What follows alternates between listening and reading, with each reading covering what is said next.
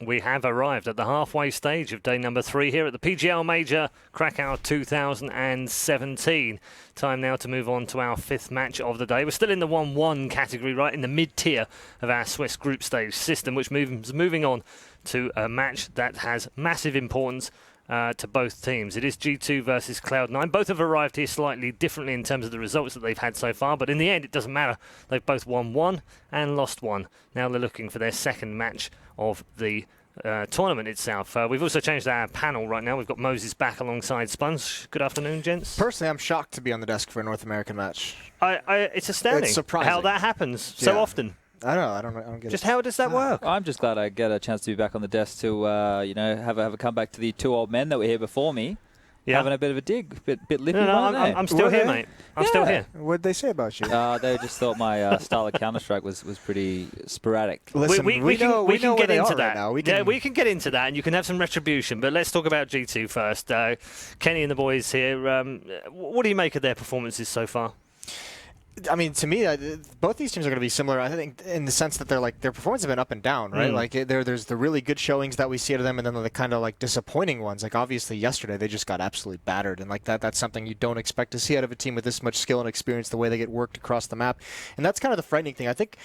To me, it almost feels like G2 themselves, and because I am as well when I look at this team, is like, who are your players like that you're going to rely on supposed to be? Because when you look at it on paper, when this team was formed, everyone just says, oh, Shox, Kenny, yes, they're finally playing together. This is going to be the duo.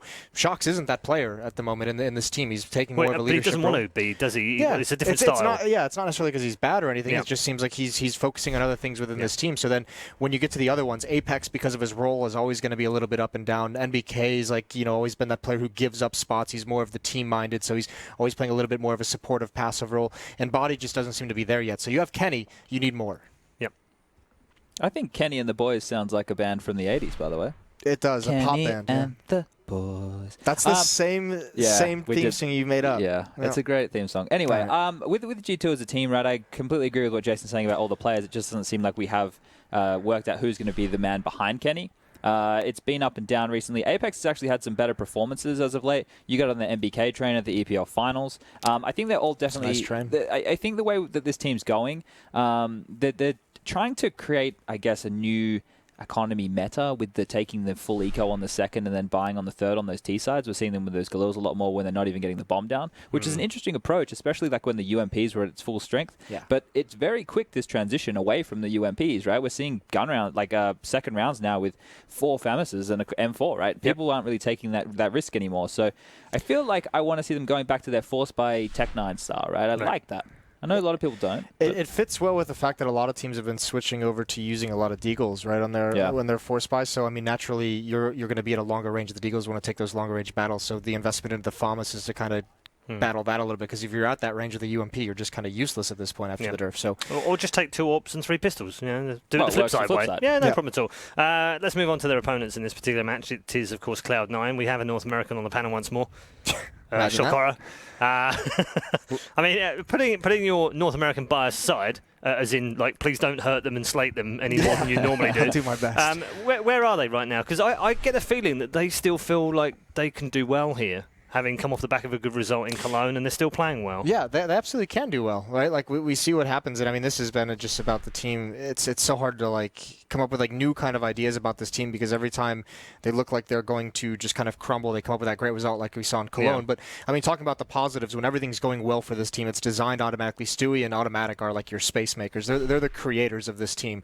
The other 3 players on this roster, Shroud, Skirtle, Nothing, can't really create anything. They haven't shown, like, a propensity to do it, and that's not necessarily a bad thing, but it does rely on Stewie and Automatic to initiate the action, create space for a guy like Skadoodle to get an angle with the AWP, create space for Nothing to push forward and have those impact kills in the mid-round and open up the bomb site. And then Shroud, obviously, I mean, we know his aim. It's precise. It's very mechanic, and you want him in those positions where he can just easily tap away at heads as they come in at like a mid-range type duel. So when it's all working together, when everyone's doing their role, it looks great. It looks cool, but it just doesn't happen all that much. Veto's on their way.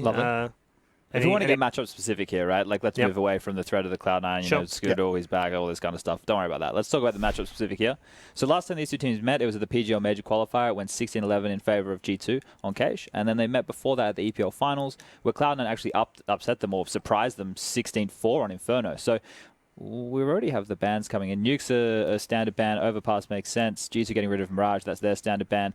Train being gone, I think, is an interesting one. I know that G2, it's like not like a super strong map for them, but one that I think, you know, versus Cloud9, they might have a decent matchup. So it's going to be between those two maps, right? Inferno and... Oh, no, Cache is gone. Yeah, Cache... well, actually, I mean, Cloud9's beat G2 on Inferno twice. So Cloud9 go with Cobble. I don't like that. That's like I didn't think you would like that. Yeah, right? G2's best map. I was waiting for this because...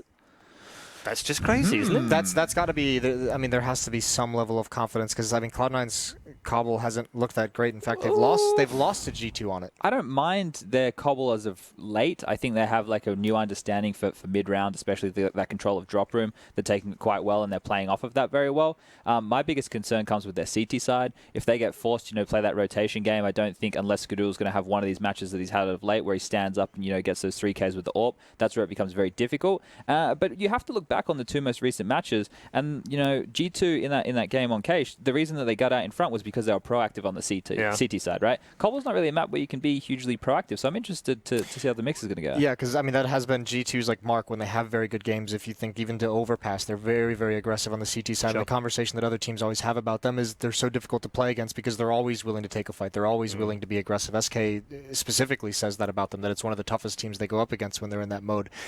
So I mean, obviously they've found something that works on this map. I mean, in the past, some of the French teams have been so good with like the B bomb site executes of just committing into sites, getting through the smokes, getting through the flashbangs, and just aggressively attacking the bomb site. That's what's made them so strong on a map like this. So, yeah, I have to agree with Chad that the onus is going to be on Cloud9's defense here.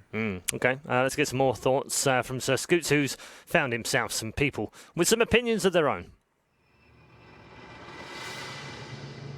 Thank you, Paul. I've only got one people. I got Valens with me. Finally getting a chance to talk to you, man, the coach of Cloud9. First off, how you doing? Great. How are you? I'm doing good. Thanks for asking. So let's talk about your boot camp, because I think it's really important to your success. You know, we've talked about for over a decade that North American Counter-Strike has always been behind the Euros for a variety of reasons, but it generally comes down to your day in, day out, practice partners, how you scrim, and even in your online leagues.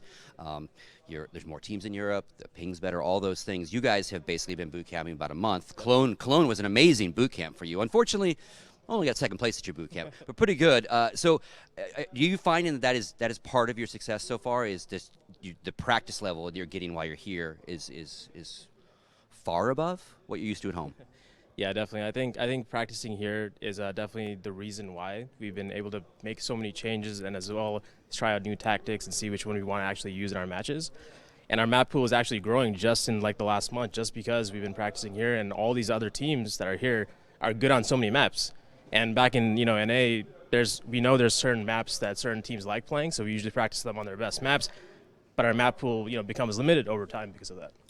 And then to that same kind of point, what I've also noticed, and the community's picked up on it, there's been articles about it, we're seeing a Cloud9 that when you get down a bunch of rounds, you don't check out. Like, you're actually fighting back on these deficits and then winning, which again probably comes down to the practice. But is that also a mental shift? Are you guys doing anything out of game to kind of, like, I don't know if you have a sports psychologist or anything going, but how are you working on that kind of stuff? Yep, we do, and a couple of our players do talk with him quite often. Besides that, I think something that I work individually with players as well is just look. I kind of notice their tendencies on when I notice they're starting to get down, and I tell them to remind themselves that, hey, we practice these things. We're playing maps that we know we were going to do things on, so just remind yourself that, hey, we're still in this game, and forget about the score. Now let's talk about the matchup. In the last 3 months, you guys have played G2 quite a few times, 6 times in total. You're 3-3. Couple best of ones, best of 3. I just noticed you're playing Cobble, and they beat you in DreamHack Austin on Cobble. Close though, 16-12. Did the veto go the way it went? And do you think? I mean, the weird thing about the veto is we haven't seen it very often, but G2 technically had the high seed, which would have given them the first veto. They gave that to you. Did that play right into like what you wanted? Yeah, actually, we were expecting to come down to Cache and Cobble. And instead it came down to Inferno and Cobble, and it was left to us to choose, and they were expecting Inferno, I'm sure, and we picked Cobble. We lost to them on Cobble at Austin a couple months ago, back end of April, I believe. And, you know, we lost not because of any, like, great team play by them or strats. It's just kind of they were out shooting us. So I watched that. I watched it with Stu and Tim, and it looked like, hey, we can probably outplay them this time. We have some more stuff on it, so let's give it back to them. That's great. I got a gift for you. Hang on, let me get rid of this. So Jordan's going to appreciate this. This is the Do Not Peek bat. Brought it all the way from the States. Jordan remembers this from his Evil Geniuses days. I'm going to give this to you for this match, and maybe it'll bring you a little bit of luck, all right? Yeah, Good luck, man. One more thing. Yeah, oh yeah, for sure. Is I wanted to give them, you know, something back. They gave the vetoes back to us. They let us be Team A. I want to give this to them. If you can hand it to Smits. I know coaches have to be good at nonverbal communication, so please hand it to Smits and let him know if he ever wants to let me know, without talking to me, what the outcome of this game is going to be. All right, I will go give this to him, and hopefully he doesn't punch me in the face. You're welcome. All right, Red Iron Gang, back to you guys at the desk. My word. We were waiting for the talking to up its level, and I think it just reached a new level. We've got white flags and bats being handed out now to the coaches. God help the players in this one. We are going to go straight into this one. The players are ready, so let's go straight back to our commentary team of Anders and Semler for Cloud9 versus G2. Absolute banter. I love it. That's top amazing. Top kick. Just handing over the bat, handing over the little flag there. I definitely like that. Semler, you must appreciate that. I love it, man. The white flag. It's going to be great. That joke never gets old, does it? It's, I mean, it kind of does, because then you're just like, oh yeah, okay, but like Napoleon, but fair enough, right? Selective memory, you just don't remember the greats. It's such a good joke that you have an instant reply in your head already. You've heard it so many times. I'm ready. Yeah, exactly. I like it. That's very good. Well, listen, this is going to be since we're stealing all of Henry G's lines today, this is going to be a barn burner, I think. Well played. We should make that a tradition now. G2 and Cloud9 playing in a best of one here. Both the teams are 1-1 in the group, so I'm very excited. I think it's gonna be crazy. And the Iceman, he is not excited. He is quite calm, Zen, cool, collected. Exactly, Zen. He might be sitting on top of a mountain right now. Listen, if he's going to continue to play as well as he has been playing, then if this is the key, I say do it. Go for it. You do wonder, do players actually use meditation? Because there are benefits to even just a few minutes worth of meditation per day, calming down, trying to just accept whatever it is that's in your head, dealing with it, right? I mean, before a match like that, I think that's actually pretty sharp here from nothing to actually try and take a few minutes to just center himself. Maybe we could get a post-game interview if they end up winning and trying to figure out, what's the technique? Is anything got anything going on? Either way, he's been playing very well. I think it's remarkable to see him return to sort of this level after having been gone for quite a while. And on the other side, G2, I mean, are you going to be on the French side automatically, or do you think, what do you think here, on Cobblestone? This is where, I'm going to be a Swede today, Anders, because I get to do that, right? Honorary Swede over here. Also half French, half American. But it's just too painful for both of these teams, right? This is one of those matches where it's just like, I love both of the teams playing, and so it's just like, whoever wins, I'm going to be like, yay, but at the same time, you're just like, no, right, because you're beating the other team. And so today, I'm a Swede. I'm just like, I don't care either way. Just completely neutral. Well, what is it? The Futurama, planet neutral. I do not have a feeling either for or against either of these teams. I don't know. I think when I look at the lineups, my heart says G2, but when I look at how they've been playing recently, I sort of feel like Cloud9 are coming into this game with a bit more momentum. Obviously, yesterday from Cloud9 was a bit painful, but yes. But honestly, I feel quite good about the American team. We are going to find out how it all unfolds here on Cobblestone. Get the Dragon Lord drops in. Everybody's ready for this one. G2 and Cloud9 in a best of one here for the PGL Major. Still in the group stage, and it will be Cloud9 starting on the T side, and G2 on the CT side. Let's see how this plays out. A lot of armor on both teams at this point, and straight jump down, Stewie to open it up. Yep, and they have the smoke to block off connector on the other side as well, so this is all on NBK now. He needs to find at least one frag, and he's not even going to get that. Skadoodle guns him down, ruthless, and it's all, oh man, it's not even on Shoxy. Shoxy gets shot in the face too. What is this? A perfect round for Cloud9? It could happen. There is no messing with automatic, but Kenny, he's up to the task. Still 1v4, and it's not for long. Stewie, long-range shot with the USP. And that was very clean stuff from Cloud9. You saw Skadoodle setting up. I mean, excellent observing, of course. Heather's on top of it. You saw from Skadoodle's position, right? He gets that connector smoke down immediately, gets the flash out there as well, and then it's just explode into drop and run it out from there. And it's hilarious because the first kill that they get on Apex there, both Kenny and Body are actually waiting inside the B bomb site, so they're just hoping, crossing their fingers, please rotate B and not A. Because as soon as they rotate A, you said MBK is the only one there. If they'd gone the other way, they would have run into it considerably more firepower. So that's just very unfortunate there. Cloud9 opening up with a good start. Galil's scout, a little bit of everything here. Anticipating maybe a bigger buy out of G2. They've held back a bit in this round. Still have some money in the bank. Yeah, MBK in particular. But we've seen this in the past from G2 where MBK takes the hit for his teammate Kenny. MBK prioritizes his economy for that AWP and then drops it over to Kenny. Because, I mean, yeah, it's Kenny. You know, even with the Deeg, even with the toothpick, this man is a threat. So some drop control here for Cloud9 to start things off. And it's a 4-man stack on the B side for G2. And so G2, once again, all they're hoping for is that they go B, but that's not looking like it's what's going to happen here. Just automatic on a mission to try and find out if anyone is holding drop, while the rest are converging on the A bomb side instead. It's a pretty big presence here, but overall, I think Cloud9 have found a pretty good way to enter. Got to get rid of Kenny, and they actually get the shot on him. That's very unfortunate. Now he has to fall back. A bit of panic here. Shroud gets a kill, but they turn their back, and that'll be a kill for Body. And Apex following up with the C-set. 75 for the double. Now it's all falling apart here. Shocks with the Deagle. Cloud9, they had a pretty good opening. They just didn't check the corners. Getting a bit too ahead of themselves there. Perhaps the tension, perhaps the nerves.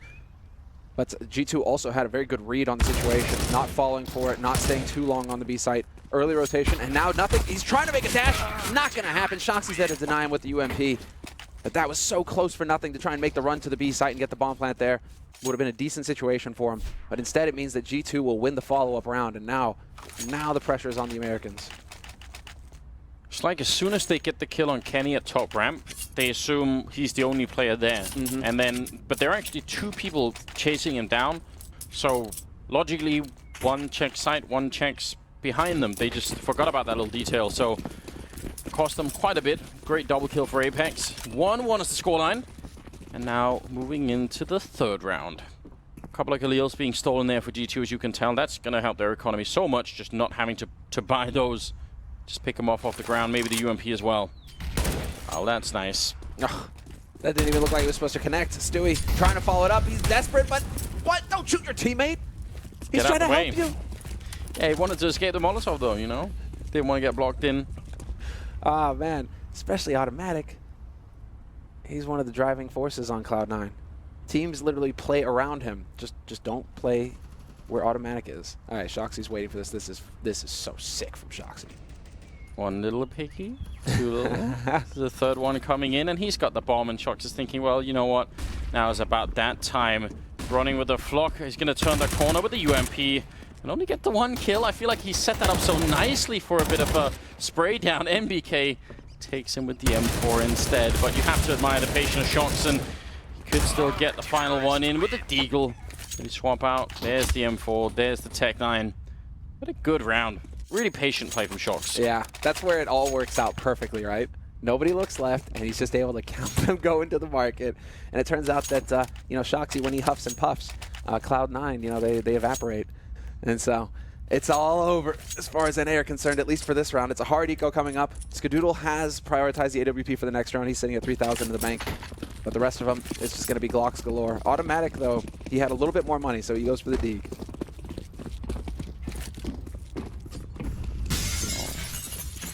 Turned around early on for Cloud9, even after winning the pistol. They couldn't hold on to it, so now they have to start a bit slower than probably they were hoping for. Really common spread here for G2. I do like the fact, though, that they're being fairly aggressive on the plateau. I feel like one of the worst things to watch on this map is when the CT side gives up on the plateau control and just sort of defaulted to waiting in the B-bomb side, and then eventually they get crushed. So I'd like to see them keep that up all the way out. There's the drop. Body is there to watch the window, and Kenny's rotated back over to A here to bolster the defense, along with Apex. They are spread right now, and that's going to cost them. Shox falls to automatic long range with the Deagle, but MBK instant headshot on Stewie. There's the reply. 3 swift frags for G2. And Shroud, not going to be much better. Kenny S finds a headshot, and NBK will close the round, taking down Skadoodle. And so, there we have it. 55 seconds left in the round. Very quick round, in fact, for Cloud9. Not wasting much time on that hard eco. And now we get into the thick of it. Skadoodle, does he go for the glass cannon? He won't have the money to buy the Kevlar if he does commit to the AWP. We've seen some good things from Ska, though, with the AK, right? Like, it used to be back in the day where it's just like he was one of those dedicated operators where if you put a rifle in his hands, well, you know, just cross your fingers and hope, because he's not really going to be able to do too much with it. But that's changed. Over the past couple of years, he has significantly improved with the AK or the M4. It looked like maybe there could have been a bit of a conversation about which route to go with it. In the end, he picks up the AWP, which is fine. I mean, on Cobblestone Seaside, you can get some really good fights with it, and you're not going to get that many grenades on you.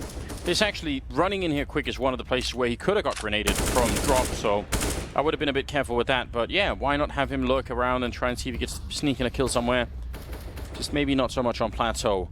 MBK close to the drop here. Going to be one grenade sailing past him. Stewie showing his face, and going to be quick on the trigger. Yeah, tough draw there for NBK. I think he heard multiple footsteps as well, and so he's just wondering how many people are going to come through here, and I can't back out because they've already got the angle on me. So man advantage for Cloud9. Stewie waiting in drop as well. His teammates are still gathered around him. Skadoodle just checking the back line to make sure nobody's infiltrated. Good. Shoxy has taught them well. Yeah, really drawing this one out now, Cloud9. Once you have that drop control, it makes sense to try and see if you can pressure on and maybe take Plateau as well, because if you get both of those, then there is no more B-bomb side. Bit of a battle going on to the A-ramp. Apex showing his face, and also Shroud taking down shots. It's looking much better now for the American side. Kenny back chicken coop here, trying to see if he can stay alive with the AWP. They're going to rotate over because nothing is holding this anyway. Body making quite a bit of noise, and he's just a couple of shots away from death himself. 18 seconds. Body, very hard for him to do anything. If he had more health, maybe he could fight to stop the bomb from going down, like, you know, get the kill on one person, but with 25, it's pretty unlikely. Shroud will take him out, and all about Kenny staying alive now. Great round from Cloud, a very measured round coming out of them. Yeah, good communication as well. That's the key here. Just instantly acting off of Nothing's info that he takes down Apex on A, that the A side is open. They didn't waste a second. As soon as, well, also Kenny getting the first pick there on the Mountain Plateau. So, I mean, just some quick thinking here from Cloud9. That's what you need to see, especially against a team of veterans like G2. G2, they have been shaky. There has been a lot of pressure on this roster. They're seen as the super team for France now when the roster shuffle came through. And they didn't exactly deliver top results immediately, right? There was a bit of a grind there trying to get the team to gel. But they still haven't reached that Super Saiyan mode yet. No, there's been peaks where we've seen it, where we sort of, you know, saw a glimmer of it and we thought, okay, this is how this team is supposed to really function. I can understand why it would be difficult to make this project work overall. But yeah, I still am not 100% sure sold on the idea that you sacrifice so much of Shox to get sort of his leadership. But that's just because my opinion of Shox as an individual player is so high that, you know, my feeling will always be just unleash Shox. Just do that, and you'll be more successful. Right now, they are going with that style. Double up though on the CT side is exciting, and I'm happy. I'm satisfied, Samla, because one of them is Shox. Yes. He is a very capable operator. Doesn't really like duels, but he will be able to find the angle on Nothing. And there's the first shot, staying alive a little bit longer, but Shroud through the edge of the box finds the headshot. And we're into a 4-on-4. Cloud9 not even committed. Willing to back off and play for time. I love it. They're in a situation that favors them. They still have a whole lot of utility to work with. There's no reason to risk it by rushing onto the side afterwards. Players are really becoming a lot better at getting those types of shots where they actually don't face, but they just sort of pre-fire it or shoot through the side of a box. Stewie commanding the tower position. Matchmaking. It's a bit of a shame that it isn't Twist from Liquid, so you could see the wizard in the tower and the magician. Love that. I was just loving that awareness. Apex is pushed up aggro on A long as well. It doesn't look like Apex is going to risk it at all. He is, they're kind of, well, I mean, right now it's a bit of a catch-all approach here for G2. They're spread out pretty thin across the map. This is going to come down to individuals hitting their shots when the time comes. One problem here is, can they get Kenny into position? Stewie has one smoke, so you have to wonder where exactly is that going to land. Could it block off Kenny? And well, for just a moment. He's going to be walking out. Has a really good line down towards the drop and broken wall. Kenny not hitting the shot. Now he's going to get overrun by Automatic on the bomb side itself. Body goes down. And now by the rock waiting NBK. Can he stop the bomb from being dropped? He actually won't be able to do that, but he got the kill on Shroud anyway. So 2 versus 1. And this is where Nathan does a lot of his work. Just get completely blocked in. That's very aggressive from Skadoodle. I don't think NBK was expecting that. He was thinking, well, this is going to be one of those fights where I have to come and find them. So I'll give myself a couple of seconds to look for an aim fight. And then, boom, Skadoodle. Aggressive. It's not really characteristic of Skadoodle either in his opping. He isn't necessarily one of those oppers, you know, a la Guardian, a la Kenny, who goes out and hunts for frags. Hell, a la Stewie. But instead, yeah, you saw it just right on the edge. Nastiness. Very well done on Shroud. And Shroud, I mean, major qualifier and past a couple of events. I mean, Cologne, I think, is probably the big one, obviously. Him and Scott both hitting an excellent level. We're not going to talk about yesterday, though. No. No. Well, you know, everybody can have an off day, except for Cold. Cold doesn't have off days. Just generally yesterday, a day of controversy in every way. So much debate going on. But it's nice to see Shroud being back in. He's actually doing very well for Cloud9 at the moment. Top of the scoreboard for them with 5 kills and Automatic as well on 5. So more of that. Scoreline is tied up here. That's in spite of the fact that they lost the second round Cloud9. So I would say they were in a comfortable spot. The money isn't there for G2. Yes. The American side definitely looking a bit stronger at the moment. What I'm wondering right now, Anders, is did Kenny misbuy that FAMAS? He has a glass cannon FAMAS right now. I'm just like, he's down to 1200, so I'll say I'm gonna go ahead and say yes.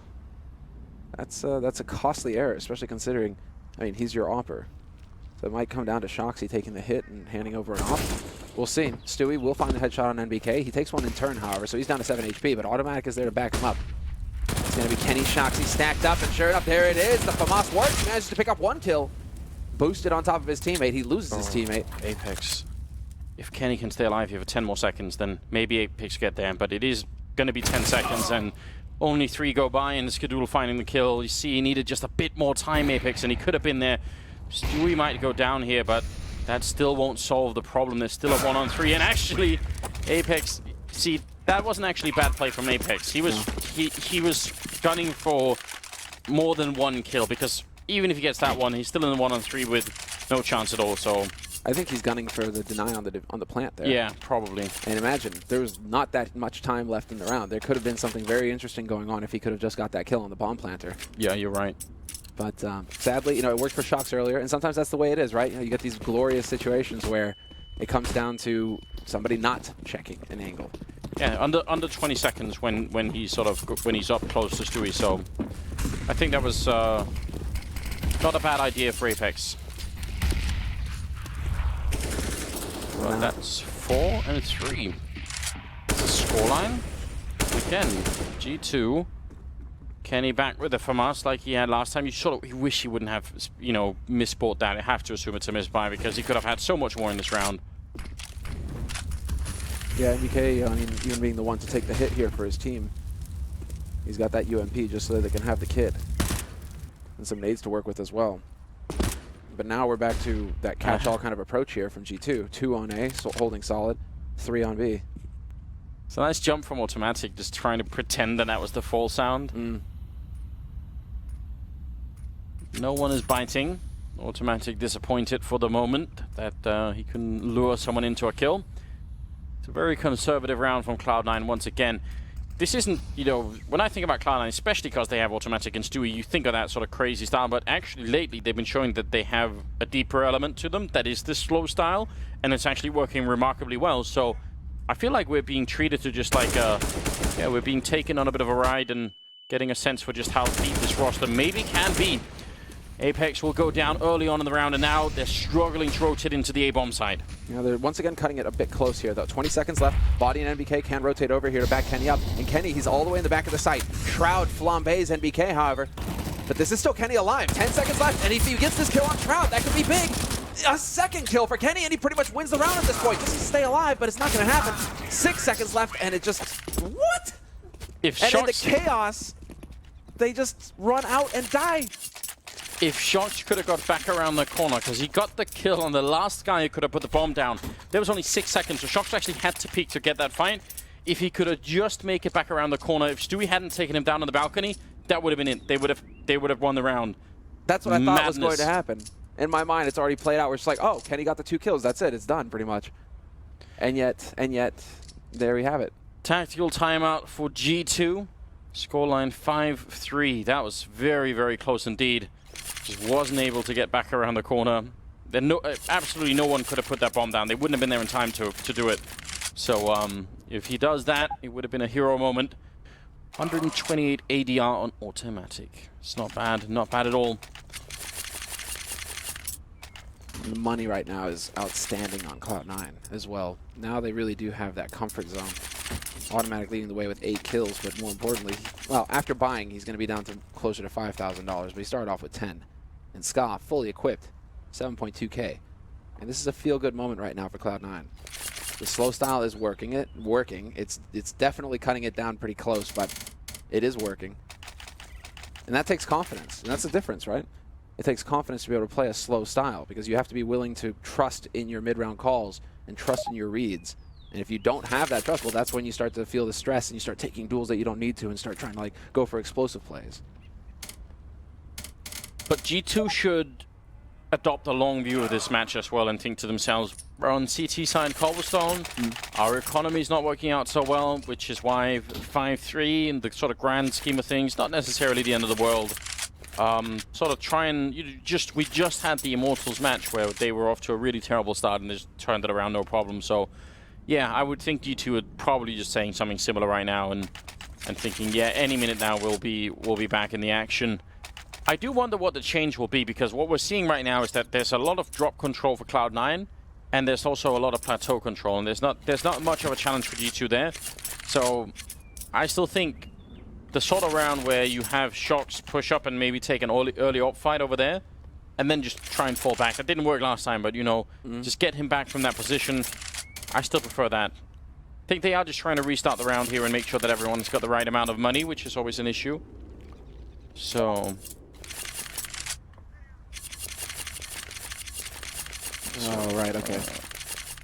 So the players are learning how it works here at the Major. There's a little bit of a different setup, and so they keep reloading the round instead of relaunching it. So the admin finally stepped in and said, you know what, guys, I'm just going to go ahead and take care of this. Countdown has begun, and we're going to get live. So you live, you learn, Anders. You live, you learn.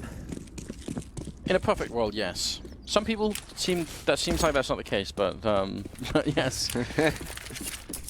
Quick grenade into drop, and now trying to see if he can make a lot of noise here is Stewie. They've also thrown smokes from T-spawn, so they've kept 4 people on this side of the map here. They only have pistols, so now Stewie can at least hear them rotate back, and Shroud is going to put up a preemptive smoke. Stewie has got bored in the meantime and said, like, I want to be part of the action too. Let me just jump down right in the face of Kenny. MBK with 1 kill. The Deagle might be all they get in this round. Body looking the right way. Looked for a moment like he was going to miss the timing. Skadoodle trapped in the corner, fighting his way out though with the Tech 9. And that's 6-3. It always just looks so fast with those Tech 9 headshots, man. Just yeah. Instant death for Shoxy, even though he succeeded in baiting out the AWP shot. Okay. So that round is pretty much a wash. Nobody really cares. It's on to this one. This is when they have the money to go for the double AWP again here for G2. The AWP on Ska, yes, but you're right. Are we going to see Shoxy going for the aggressive play from Plateau? Or are they going to try and stack it up over here at A-Long? Looking like Shoxy's going to head over there, and Kenny as well. Interesting. Shox taking a little bit of the long route towards Plateau, and he's going to get flashed white, and this is going to be an explosive round from Cloud9. Instead, he just gets gunned down. Shoxy, no chance at all to do anything. No, just a moment of hesitation there. And it cost him a lot. Kenny will get the kill on Stewie. This is big for G2. They need to win this round. Body going to go for the spray on 1 that drops the bomb. This is maybe the round that they could turn it. They've got the 4 versus 3. They've got everyone rotated in here. They even have the bomb on the site, but NBK pushing up, and I'm not sure for what reason. They know they have to get down to the statue at some point and pick that bomb and just wait and take the fight there. Automatic against Skadoodle. Skadoodle dropping very low. He's going to go down to Apex. It's all on automatic. He's inside the smoke, and bullets are whizzing past his ear. He's only going to get the 1 kill, and G2 come out on top. That's big news A 4th round for them, shutting down Cloud9. And they aren't able to save both AWPs. Looks like they weren't quite sure of where Shoxy died, and so there was no saving the second one, but they did recover one, and that'll go to Kenny, obviously enough. But that's the issue when you go for these kinds of plays, the rush onto B. If you get bogged down on plateau, it's so hard to fight out of that, to figure out how to get back down again. It comes down to G2 making mistakes, like NBK pushing forward aggressively, right? Giving them maybe a chance. But then again, at the same time, NBK knows I have Body, Apex, they're both alive on the side as well. Yeah, but I definitely don't think NBK should have done that. I also think, though, that once they got the first kill on Shox, might be worth slowing it down then, you know, saying, well, you know, just hold on, that was pretty easy. Let's see what G2 do now. Maybe go for a boost onto the box or something, you know, while all the smokes are down behind. Seemed like they were a bit eager, Cloud9, to run right onto the site with the bomb. That's very risky. That's fair. Great work from Body, though. I mean, that was just very well done. Yeah, he just stayed put. Like, he just stayed put, stayed alive on the site, didn't overpeak. And that's where you see the qualities of Body. A very wise player, despite him being the young addition to the G2 roster. Yeah, I think he's one of those success stories where it seems like he's been molded well by the older veterans in the scene. They've made him sort of into the style of player that they want him to be, and it's actually just pretty amazing. It's a really good model to work off of. Automatic is still playing those audio games over there, but this time he actually does finally jump down. I wish it would work one time. It looks so cool if you fake someone into peeking. Hasn't really been functional yet. And speaking of Body, he's looking straight into a wall with his back turned, trying not to get flashed while the point of contact will be Shox.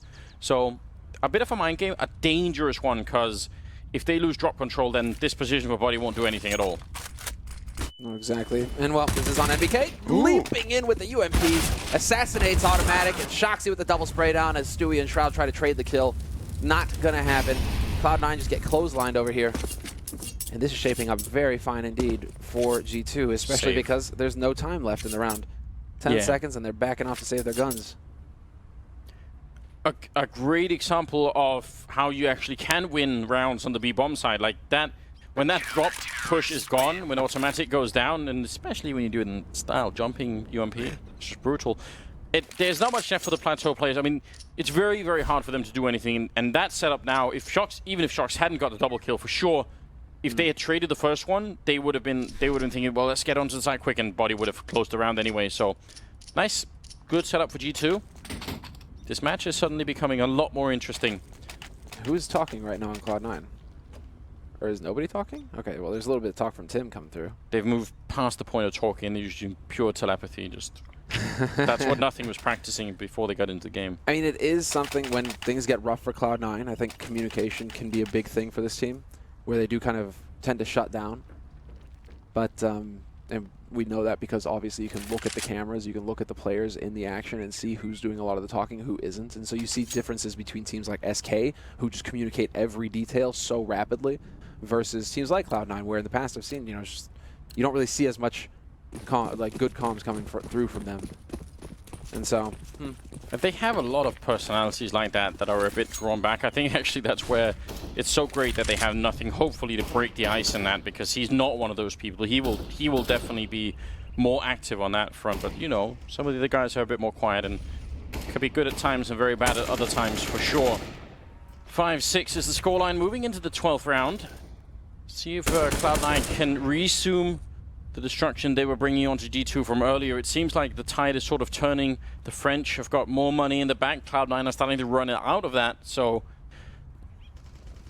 if you're Cloud9 right now, you just want that 10-5 first half finish. Make it a smooth ride for the end of it. Yes. This is still a fairly T-sided map, and so you do not want to be letting G2 get ahead of you on the CT side. But they're changing it up. We haven't seen much action A-long at all in this half, and so this is a different strategy coming in from Cloud9. And Apex, perhaps sensing that something is off, decides to back out and play it safe, and so they will not find that opening kill over here, Cloud9. Timing between those two things were a bit too close for comfort. An automatic waiting. He needs to wait until sound is made on the other side, and then he can get a sense for how many people are here. NBK gonna lose the fight. That's a great way to get started for this A push in the back of the bomb side. Apex has to work some of, you know, like a miracle here with the M4, but he's going to get shot down. Nothing with the long-range headshot, taking a kill as well. And automatic pretty much winning the round with those two kills. Very, very good job on his part here. And not challenging either. You'd love to see it. Just the patience. They can afford to sacrifice one more player here at Cloud9 on the hunt. And that's exactly what Nothing is doing. He's already hightailing it back over towards the halls, trying to cut Body off if Body tried to make it back through. But it's not worth throwing away everything. They will be able to buy in the next round here, G2, if they want, especially if they save this AK. So, I mean, you got to give it to Cloud9, though. Changing it up, changing the point of contact, not running, being stubborn and trying to make it work on B. It's not working on B. Go and actually hit a point on the map that you really haven't shown much presence on throughout this first half. And, well, Skadoodle getting the key frag on Apex as well. Apex just not able to get anything done from his position. Yeah, and again, it's not really necessarily G2's fault, but it's just a feature of playing CT side Cobblestone. He's so far back by the time they have any chance of knowing, right? He sort of fell back from his forward position, but it's unclear if he would have had more success taking the fight earlier. But at the end of the day, you lose one guy in middle, and then the next kill that happens is you going down on the bomb site itself. That's always pretty uncomfortable. They just couldn't rotate in time. 7-5, and they also couldn't rotate because Automatic was holding it. So yeah, it's very, very tough indeed. Yeah, you gotta like the decision making from Shoxy there, and you can see Shoxy. You don't see him because we don't have the X-ray on, but he has just run past, and he's right about at the entrance for A. And so at that point, Shoxy's got to make the decision where he just has to trust in his teammates rotating over from the B site, to deal with Automatic. That he needs to get in there quick to help Apex. That doesn't work. It was not a happy face for Apex, was it? No, but did you see the admin behind him who kind of had like a grin on his face? So I guess that guy's a Cloud9 fan. Ooh, maybe. We could start some spicy rumors if we do our best here. I think Kenny... Oh, he's going to peek it late. That's very dangerous. Skadoodle is opening from the other side, but he could have just as well been in the angle there. Flash goes in. Kenny going to sneak into the angle. Deep smoke is up, and this is a bit of a dangerous game being played. They also do have Molotov in the corner now. Shots will be smoked for a moment just to save his life. This is a game of chess that's being played over here right now. All the time dodging each other. Finally, Skadoodle will come out on top. So many grenades wasted to try and regain control of that situation. And then all it results is one kill. Yeah, that is a long, drawn-out battle, all based on utility. And, well, not this time, MBK. You needed to go jumping through, not walking.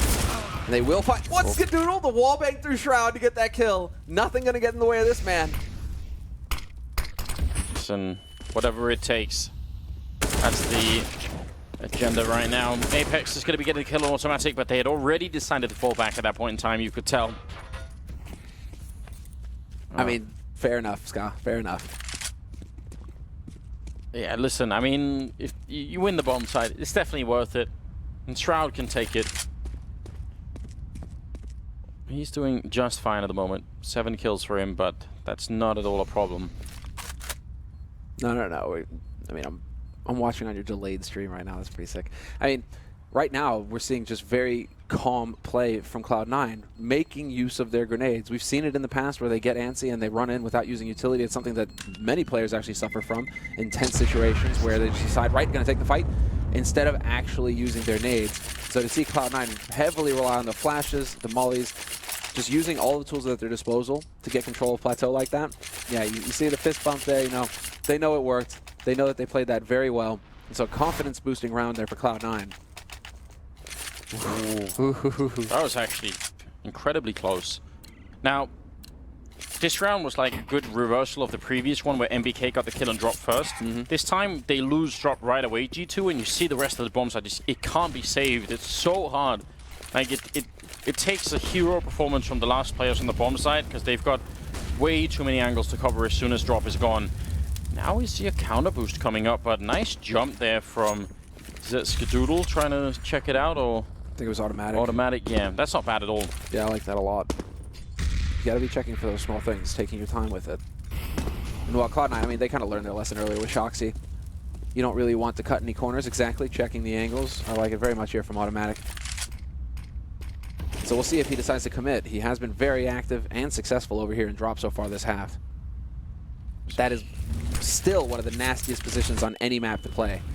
Yeah, yes. There's a huge gamble right now from G2. There's only one person on B, and that's Shoxy at the moment. Towards drop MBK, but the 3-man stack on A. I think G2 are thinking if we could just get them to go to A, that would be perfect. The MBK opening up, taking down Automatic. First step in the right direction here. G2 want to try and see if they can change the round, and Body will take down Stewie. So far, it's working remarkably well for them. All you're thinking right now, if you're Cloud9, is we cannot lose to an eco round or a force with pistols. This would be huge for G2. But it's not done yet. I mean, even a 3v5, they still have superior nades. Cloud9, they have superior firepower. And so it looks like it's going to be Shroud trying to draw a bit of attention over here towards Plateau. Instantly assassinated by Shoxy. Skadoodle going to run right into Body, but not this time, he says. He's got the P250. He hits the headshot, and nothing. He's out on the A site. Yeah, but it's only 10 seconds. Oh, he actually right. cannot get there in time. I lost track of the clock. Oh, my God. Yeah, I mean, you sort of thought that could happen because Skadoodle was hot in on the bomb site, but, you know, just had to slow down to get that kill, and then afterwards, that was it. 8-6 and moving into the 15th round. That's a huge round for G2 to win. I think they've done everything they needed to on this first half. It's been a bit of a bumpy ride, really, for them. And imagine what it would have been like if they had not won the second round there, where they got sort of the first 3 rounds out of the 6 that they have from turning it right against Cloud9 after losing the pistol. If that hadn't been the case, you wonder if this could have been almost a sweep for Cloud9, but that's not how it turned out. And we'll see what happens here in the 15th round. Certainly the American side are starting to feel the pressure. Yeah, last round of this first half. And we're going to see them clear out A long again, it looks like. Which would be nice. I mean, they've had success on it. This is where they were able to turn things around when it mattered most in the mid of the half. And so it looks like it will be a bit more of a focus here on the A side. Apex and Kenny doubled up. MBK not far away, and Body as well. And so the defense here, it's going to be thick. And Apex this time around is successful. Manages to trade 1 for 1, and Kenny 2 kills as well. Just ignoring the smoke, keeping the angle. Very well done on him. Another couple of kills, and this will be a very good first half indeed. Shroud will hit 1 headshot, and Kenny will get a triple. Body to close out the round. And G2 making it 7-8. That's such a great score for them in the first half here.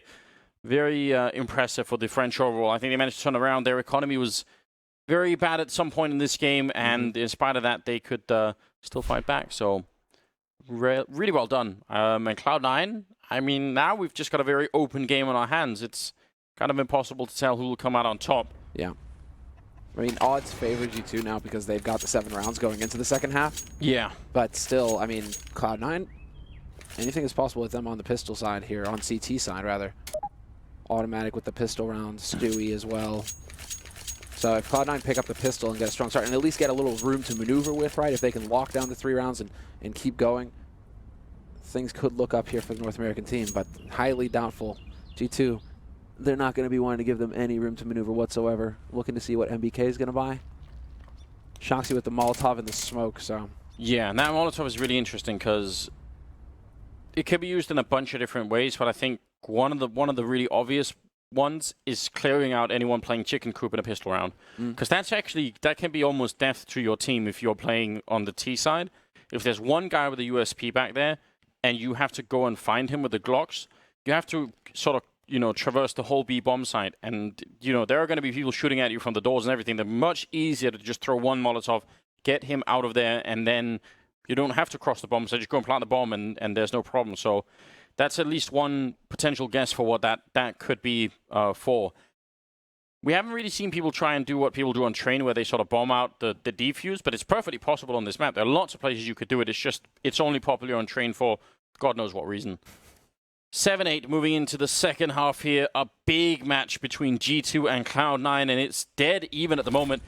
Grenade going to go up. Shox actually already has the Molotov primed. Is he going to land it back here? They are actually double stacked, and there it goes into the chicken coop, and nothing's going to go down. Stewie has to run. He can't hide, and Body will take him down. Brilliant grenade work coming out of G2, and now it's a 2 versus 4. Looking for a couple of more kills here. Automatic gets 1, but Kenny on the cleanup crew. Automatic is going to be going down, and G2 will win it, tying it up 8-8.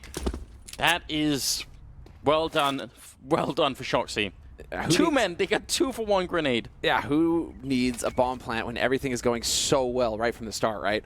Molotov into chicken coop. Who doesn't love fried chicken?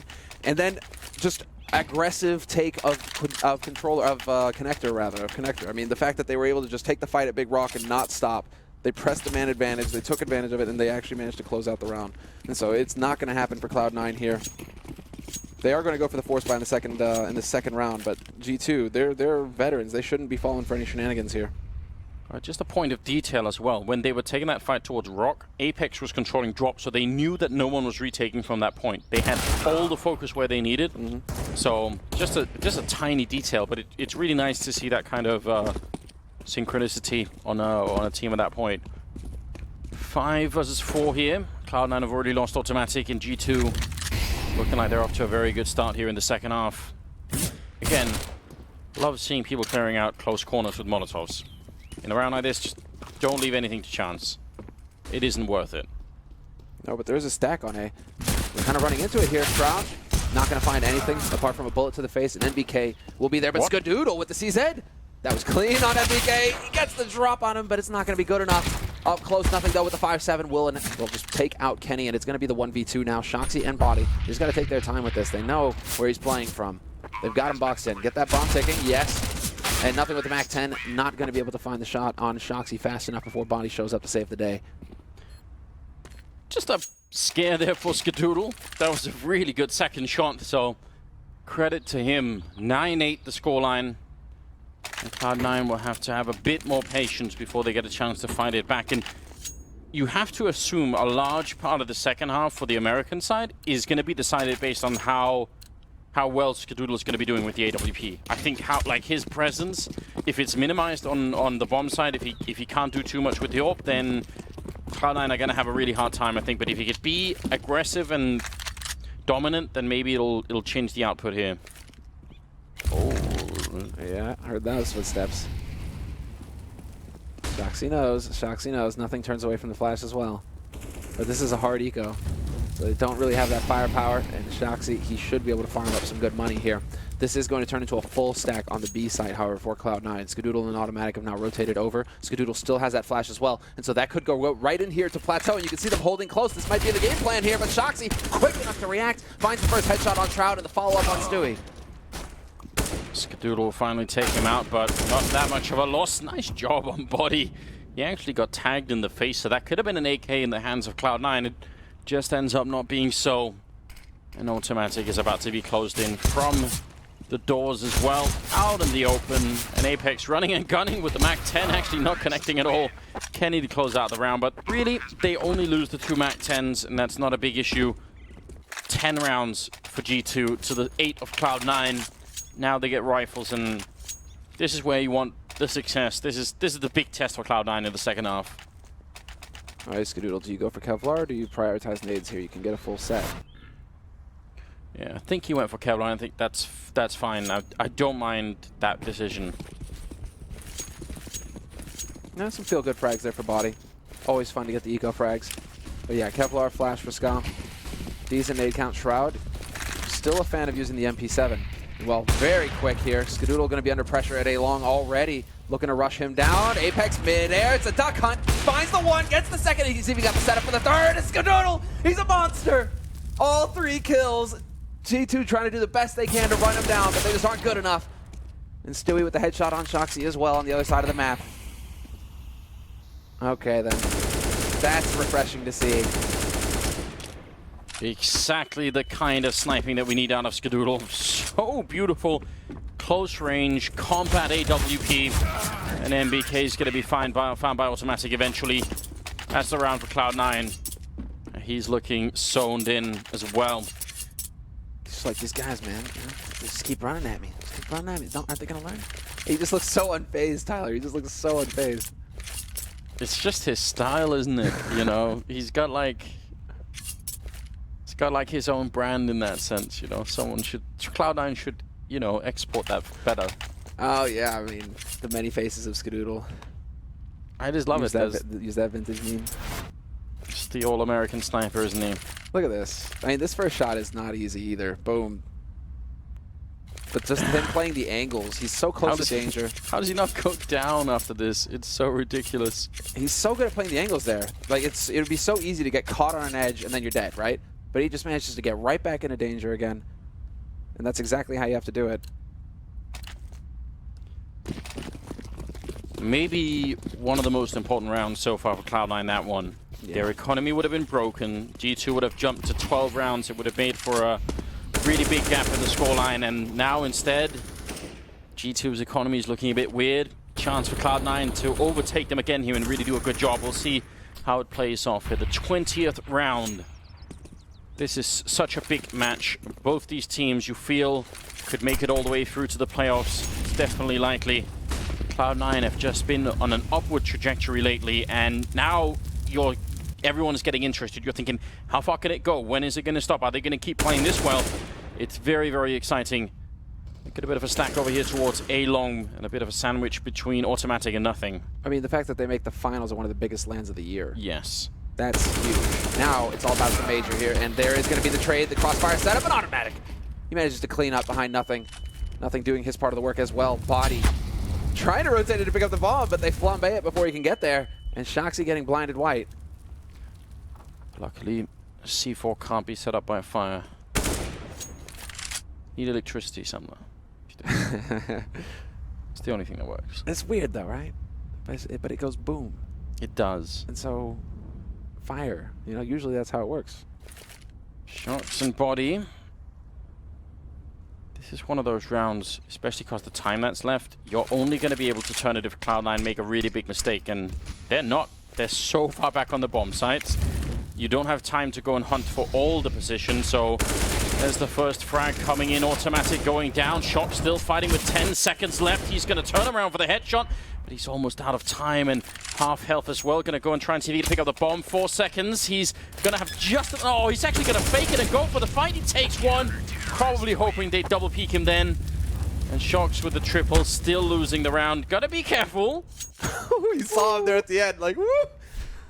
Definitely cutting it close. Oh man, I wish we could pause the game and go into Shox. I want to know, did he sort of fail to plant the bomb because he was shuffling around, or did he intentionally think they're going to double peek me from the truck? I will... Because obviously, he can't fake it once it's 4 seconds, so it would make sense for them to double peek him, in fact. And then this happens. 10-10, scoreline is tied up here now. There's no end to the excitement. AK left on Shock that he saved from the previous round. Everybody else has got nearly nothing here. Cloud9, although only 2 survived the last round, they are building a pretty good economy on the CT side. Starting to get up there. 18 kills on Automatic. 16 on Shox. Yeah, 18 is really the man you can count on for Cloud9. Always seems to show up, always seems to do the damage. But we've seen some strong rounds from others as well. This is all about Shoxy though with that AK. Can he get himself into a position where he can be effective with it? You see a lot of talking here from Shoxy. This is reminding me almost of like Existence, where it's just, you know, slow it down and use this as like a mini timeout. Bit of discussion, but now the push is going to be coming through, taking the pistols into drop. I like it. And Apex has managed to get just a little bit of control here. Until I say that, Shroud is there to shoot him in the back, and the HE going to be able to get the kill. A good way to get started. Stewie doing a lot of damage, and a nice transfer there with the M4. Shutting it all down. Shox needed the distraction to get out on the plateau, and now that he's finally here, it's just way too open. Stewie finding a kill. Nice shot from NBK. Stewie going to be obviously upset at that one, but it won't matter. It's still the American side picking up 11-10. Even though there's no audience yet, Samurai, no crowd, I can still hear the faint USA, USA chant in the back of my mind. Even if you're at home in your room right now and there's no one, just chant it anyway, guys. Just do it. No reason not to. Doesn't matter. Wake up the neighbors. And then tell them, what? Cloud9 is playing. Turn on your TV. Well, yeah, let's go. See how this unfolds. G2 are still perfectly in a position to turn this. It could be very quick to turn around here for Cloud9. So now is where you need the hyper focus. They still have timeouts left and everything. I think if they lose even a single round here, Cloud9 might be worth taking the timeout right away so that you close out the whole game. They've got a very big stag, and look at it, it's all on the sort of towards the drop side here. That's very interesting. This is hard for G2 to break. They need a Molotov on this boost box, otherwise this could run away for them. So long as nothing doesn't have to worry about drop. A lot of this is going to come down to Shroud. He gets flashed, and as they come jumping through, it's Stewie to hold the line. First point of contact, Spray's down 2, and Automatic is there to chime in as well. Shroud still alive, not going to find the last kill, but it's still a 1v2 that should favor his teammates. Skadoodle has everything he needs here. Well, Automatic, he definitely doesn't have to worry about anything more. My God, Kenny. That's the 3rd kill. He's got plenty of time. Making a bit of noise jumping down is unfortunate, because you wonder what kind of math Skadoodle could do behind it. And Skadoodle's afraid to scope as well. It's all very strange right now. Battle of patience. Kenny versus Skadoodle. Both of them snipers. One with the AK though. 30 seconds on the clock, and now Skadoodle's making a move, and so is Kenny. They almost time it perfectly. Kenny's managed to sneak his way past, no longer visible from the drop. Skadoodle's walking right in behind him. 18 seconds. Skadoodle is realizing, but he doesn't want to make any noise at all. The bomb at least will be going down here for Kenny, and now he's in such a good position. A lot of these angles here for Skadoodle are just going to be headshot, and he's going to run all the way out.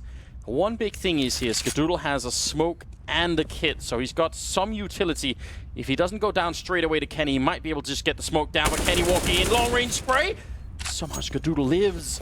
Oh no, smoke is gonna go up. There's a bounce right on top. He taps it once, then goes for the long play. Kenny doesn't realize that he's not inside the smoke on top. He still gets the kill for the quad, and G2 gonna pick it up.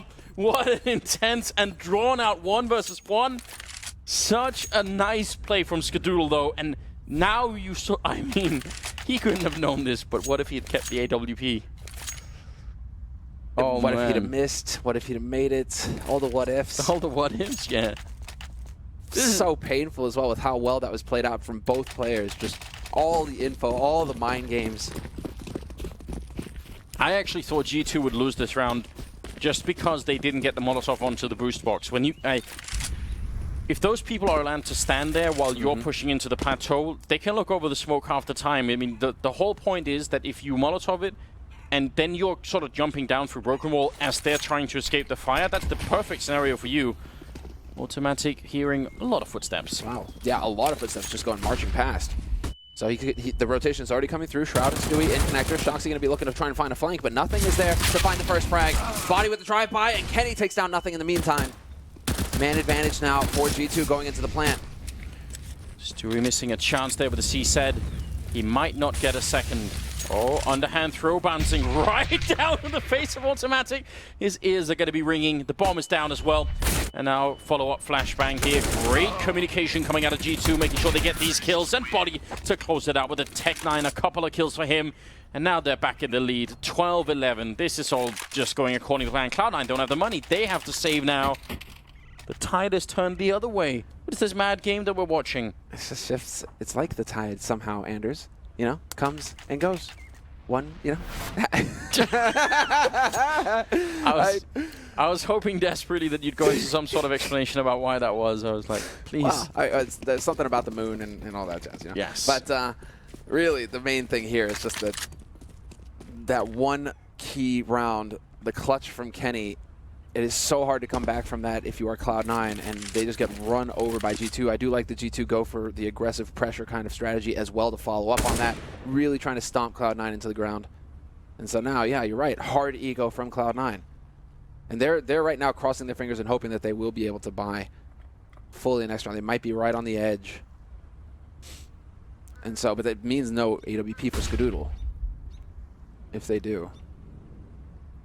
Cloud9 have been very good about these anti-ecos, though. Look at this. You know, again, the whole idea for them has been stacks. Just getting 4 players over here, 5 players over here, right? When you have the pistols, this is how you have to do it.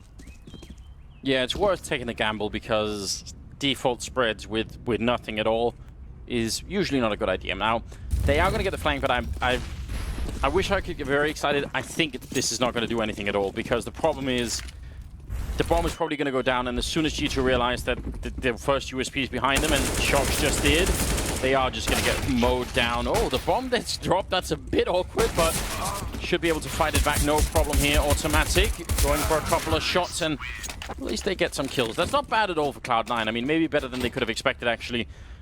13-11, though. They have some money back, and they are going to go for the buy here, but Time is running out for them. Man, Skadoodle's $50 short of the AWP. That's frustrating when you're an opper. So close to going for the glass cannon. Would have worked as well. The countdown has begun, though, and we're getting into the thick of things here. G2 are getting close enough to grasp this win, 13-11. This is the round, the make-or-break round that will make all the difference here for Cloud9. And Skadoodle, you have 4,700. What is going on? Okay, there's a reset in the round, I guess. I don't know what. Just a little shaky, Just talking, wondering, can I borrow 50 from anybody? No, just work like that. Loch Ness Monster. 13-11, 25th round here. It's almost unbearable for both of these teams. I think you said it right early on. You sort of want to see both these teams succeed in the group stage. You feel like they've at least given the impression that they could be one of those teams that make the playoffs, and we're not quite there yet. Both teams are 1-1 in the group, so they need to win two more games either way, but one of them is going to be at least a step closer here within a couple of rounds. It's nearing the edge, and for Cloud9, it's looking questionable. I'm hardly worried about their weaponry. I'm more worried about their overall economy. If they lose now, then G2 almost close out the map. But again, the French very aggressive in taking this part of the map, making a lot of noise, setting up for some grenades. And how are they going to deal with this? Automatic and Skadoodle are the ones holding the bomb site with Shroud close by. Yeah, Shroud is ready to rotate over. He's going to be at balcony very quickly here. This is on Skadoodle to pick up the first kill, and he does do that. Now it's about staying alive. And BK survives with 2 HP, but Automatic, he's still here to hold the line. Apex doing the best he can to buy time for his teammates to rotate in, and sure enough, it will work, but Shroud finds a kill of his own, and this is just back and forth, tit for tat between both of these teams. Skadoodle. I wanted him so badly to fall back from that angle. Now Shroud is going to get caught shocked with a nice headshot, and nothing very Sen in the beginning of this game. Now would be a good time to step it up, but he's going to be shot down right at the edge of the smoke as well. Apex doing a great job and getting a 14th round here for G2. It's, oh man, it's so hard because once he gets that first kill, if he could just back off long enough, they have such a big lead. Now what are we seeing out of Cloud9? The half buy. Very. Just half buy, man. They're going to go for overtime. Yeah. This is not what I was expecting to see. Because they have a few of them that were up at like 3 grand, etc. So to go for it, to say, you know what, we are going to run it back. I like this play here from Cloud9. Things are drawing to an end here for them. It's pretty much now or never. If you're going to go for the Deagle, either a Nothing or Shroud, then make it an active one. Why not go for a peek somewhere? Why not try and see if you can sneak it in? Waiting around for a long time? I'm not sure I'm buying that particular approach. There is a big stack here. Looks like Automatic wants to join the rest as well. And G2, they've been pretty good at playing against this kind of setup for Cloud9 so far. And maybe they could do it again. The smokes are down, trying to clear out the most common positions. Nothing, looking for one shot there and not really connecting yet. Stewie close range with the P250, getting a kill. Shroud as well, picking up the M4, but he can't get the kill. Automatic gets one, and now it's all or nothing again. Just like the previous round, they know where he is with the Deagle. They've already heard it ring out, and Shox will get the frag. Very well done for the French, although it's getting scary for a moment. That's 15-11. That's match and map point here with G2. I just felt like you start running at the Bastion. That's how that plateau starts. It turns into a fortress at that point. Yes. And if you're trying to run down G2 when they have nothing but headshot angles, you have the harder shot to hit. They get to spray you down. And so Cloud9, there was a glimmer of hope there, but I think they might have pulled the trigger a bit too quick, or just got a little bit too excited instead of trying to wait and see if G2 would hang themselves. But now Anders, look, Young Stu with the op. Young Stu! Oh no, it's Skadoodle at long. He has the angle waiting for Apex. Very dangerous position, but he's already proven that he can do this. Body sneaking in so that his shadow doesn't show. He's gonna instead offer up himself in entirety. Skadoodle's happy to take that kill. He's got some backup as well, so they can't easily edge in on him. Automatic hearing some of the footsteps at least. I feel like everyone right now is a Cloud9 fan is just going to be holding their breath thinking, maybe overtime? Is it doable? G2 don't have that much money. It's definitely doable. It certainly is. There could be a buy in the next round if Cloud9 somehow managed to chain 2 together, we're right back at square one. We could have Cloud9 running this back for overtime, and G2 have not shown great strength when it comes to the mental game over the past several weeks. Absolutely possible that they lose the thread here and allow G2, or allow Cloud9 rather, to come back into it. They have rotated off of A though, and this is a great call from G2. It's only nothing and Stewie over here defending the B site. Yeah. Masking the drop with the AK. Stewie, luckily for him, moved out of the chicken coop. They have grenades to get rid of him, but timing couldn't be better there. Kenny's going to be going down, and then the smoke going up behind. A lot of trouble now for the French side. 25 seconds, and MBK gets dropped by automatic shocks. Even if he gets a frag here, it's probably not going to be enough. 30 health on him, and in a 1 versus 4, walking into a huge crossfire. So easy peasy. Skadoodle with a double kill. 12-15, and the money for G2. They can still buy in this next round, but it's gonna be getting very thin after this. Apex probably has to drop for MBK, and they just want to close out this game. Oh yeah, they want to end it right here. But the nade count is going to be just a little bit low, and they won't have that AWP, it looks like. Apex dropped an AK for NBK instead of dropping. He had 7,000. He could have dropped the AWP for Kenny. Not even that. Didn't even drop for MBK. MBK just taking the hit. That's very interesting. Where did the money go? Still has it. Stewie, back by chicken coop, probably guessing that they can't have too many grenades, so this position becomes so much more valuable if you can make that calculation and say, well, they probably can't grenade me out. Are they going to realize that Shox is already this far pushed up, though? Oh my god, this could be a godlike push from him. I don't think they realize, and Shox, a bit of an opening. Someone has to help out a little bit, Stewie, otherwise it's going to get run down. Oh, what a flick from Shox! But Stewie's there with a refrag. Shox could have cracked open the whole game here. Shroud is going to be getting the kill on MBK, and now overtime is looking increasingly likely. Apex and Kenny are pushing aside, but the bomb is all the way on the other side, so what is the plan here? Rotate back Kenny and allow for Apex maybe to make a play into connector. 50 seconds left on this clock, though, means that there is a lot of time here for them to work with at least. Apex can be patient about this. The one thing, though, well, he does have 1 smoke, and they have 2 flashes between the 2 of them. If they win a 2v4 to close out the game, that would certainly be exciting. Good smoke there. That's the first step in the right direction. Now they need at least 1 kill to get the bomb plant down. Flashbang goes over and out.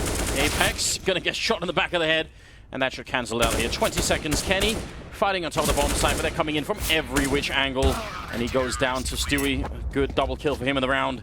13-15, 1 step closer, but more importantly than that, G2, no more money really. They've got the bomb plant. Maybe they could have went for a crazy force here. Now I would say, don't do it. Get the last round in. Try and see if you can't make it work. Apex is going to go for the AK, but he had... Oh, they're going to do it anyway, aren't they? I think they're half buying Anders. I think. All right. Yeah, Apex had a lot, right? So we're still in a situation where G2 now are the ones who have to trust in their ability to bring it back. Is it really worth it for Apex to go full AK armor?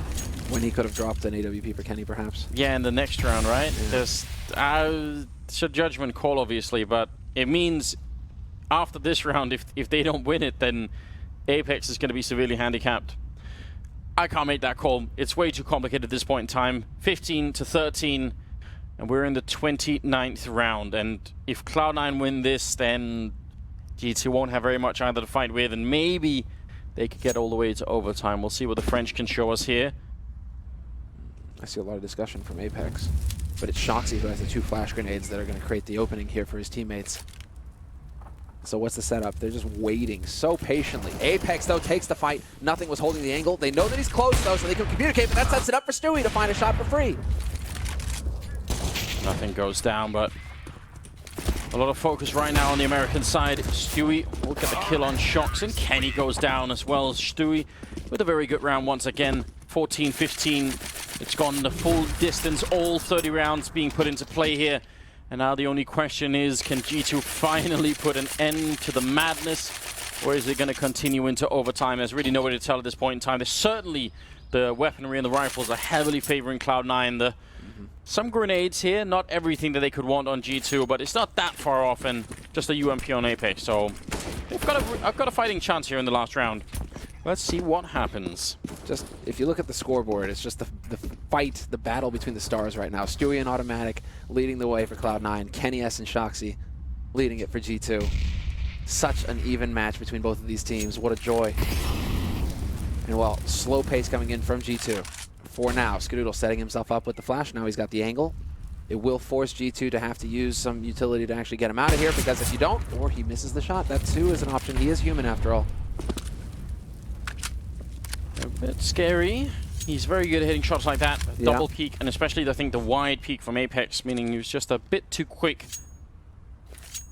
So now they fall back. They lose quite a bit of map control. Still leaving Automatic over by that wall, ready and waiting in case anyone is going to come in.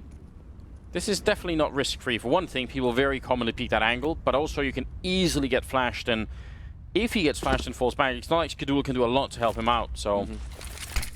Down to under 50 seconds, and there's Stewie opener up, taking down Shox. That's a huge kill. Think about how much information Stewie has about where the rest of G2 definitely are not. MBK is in connector already, though. He's blocked off 3 players from joining up on A. So there's a window here. 35 seconds left. And now's the time to go. And there's the big frag from NBK. Nothing and Stewie are cut off. And the rest of G2 can now just go straight onto the A site. And it's all going to be on Automatic and Skadoodle.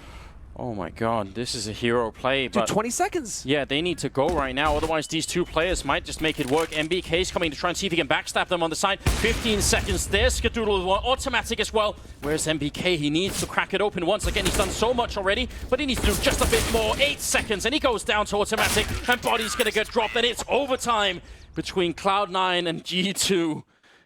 I mean, you can't fault NBK for that. He did everything he needed to in that one. That's such brilliant play. But in effect, he needed to do even more. Like, it's a lot to ask, but how do you deal with Automatic and Skadoodle though? It's just Automatic is just a force of nature. Yeah, it's ridiculous.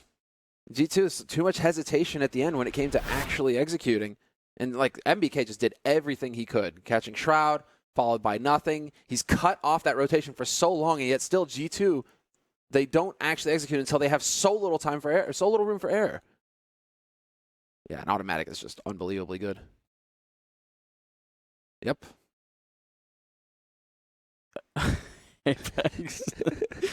We're not really laughing at him, but I think, you know, this is just one of the best things about this game is all of that emotion that's sort of pent up in there.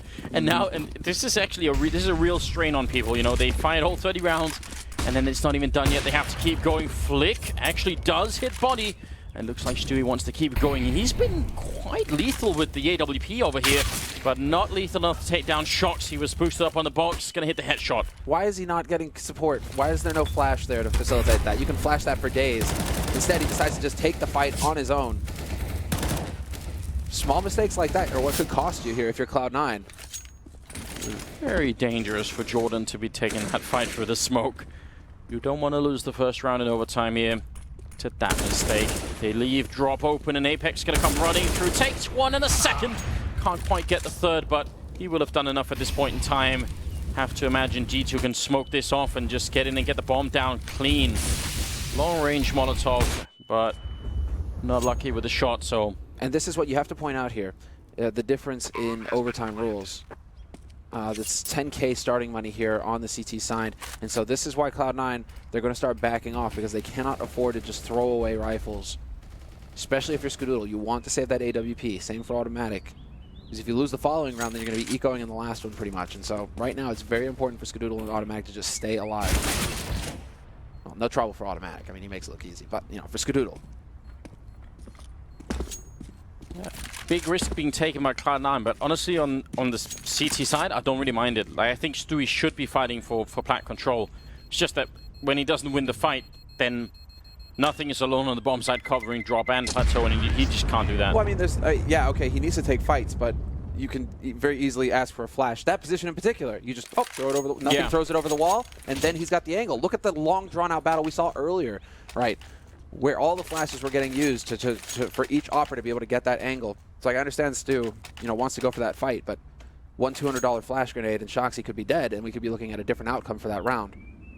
And so They trail now in overtime, Cloud9. They ran it back. They kept their cool and were able to take it to the full 30 rounds. But G2 now, they're in the lead. Let's see what they could do here. Double Orb still in play on Cloud9. Kenny very aggressive, and he's going to go down to Stewie instantly with a Molotov here to make sure that no one is going to be funneling into the bomb side. Shroud winning the fight against NBK. Surely this is an easy round to close out. 3 versus 5. Then you have everything going your way. Both teams, both offers going for the big plays. This time it's Kenny who gets slapped and NBK to follow. Apex now going to try and see bait any kind of response out here. Get somebody on Cloud9 to make a mistake, but Shroud is playing this very patiently indeed. Just trying to shoulder peek that angle. Apex has made his way down, and you have to assume that would have been called out. Must have been a bit of noise, and certainly now he's making some. Spray comes in, but Stewie having no trouble hitting that shot, and I don't think they're realizing that nothing is also there. So Shox is alone, and also trapped in the corner. Now they're just hunting for him. A little bit of a backstab coming in as well. To try to keep all the attention on himself, perhaps, Yeah. but automatic. A flawless hold for Cloud9. 16-16. We're all tied up again. Yeah, they've got double AWP and 3 AKs. That's sort of a dream if you're on the CT side. Like, you can't get much better than that. This is a huge win for Cloud9. It's been, you can tell it's been difficult for these teams to pick up rounds on the CT side. So when they can get just 1 in overtime, remember you're only playing 3 CT rounds, so just getting 1 out of 3 is really big. They can get the next one too, that might just be enough here. Cloud9 still fighting. And who's going to break first? This is one of those games that is really, really going to cause a lot of stress on all of the players. Absolutely, when the major is on the line. Far too close for comfort. But I mean, young Stu has been stepping up with that AWP, and Skadoodle's holding aggressively over towards A long, and that's probably where the action is going to be. Does Apex walk into it? No, he's taking the time to set up some nades. There's the follow-up and the leg shot onto Kenny. Scott, that was so close. Kenny counting his lucky stars there. But again, they're not using like the utility to actually just set it up with the flashes. Instead, they are, over A long at least, they trust in just throwing themselves bodily out there and hoping that Scott doesn't hit the shot. Shox. Hoping he can get the timing though. Oh my god, Shroud? Well, okay then. Shox has got to be just wondering at that point in time what the hell is actually going on. Now they're in trouble though, G2.